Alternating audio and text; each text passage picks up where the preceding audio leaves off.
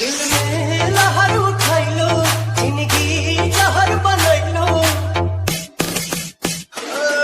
दिल में लहर उठैलो, जिंदगी जहर बनैलो। जैसे तू अइलू हो, तू सनम बेवफा हो गइलू हो। तू सनम बेवफा हो गइलू हो। अखिया में लोरवा सजैलू, मनवा से चैन उड़ैलू। हमरा के कोहो कइलू हो, सनम बेवफा हो गइलू हो।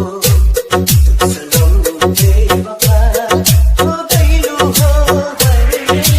आदित्य आजमगढ़, आदित्य आजमगढ़, आदित्य आजमगढ़, आदित्य आजमगढ़।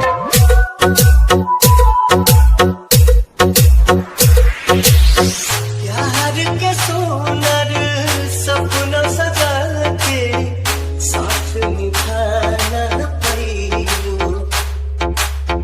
सात जन्म के वादा कई के अपन हाथ छड़ैलू। नैया में भरल जुदाई कइलू तू बेवफाई। नैया में भरल जुदाई कइलू तू बेवफाई। काहे जुलम तू कइलू हो, तू सनम बेवफा हो गइलू हो। तू सनम बेवफा हो गइलू हो। आदित्य आजमगढ़, आदित्य आजमगढ़, आदित्य आजमगढ़, आदित्य आजमगढ़।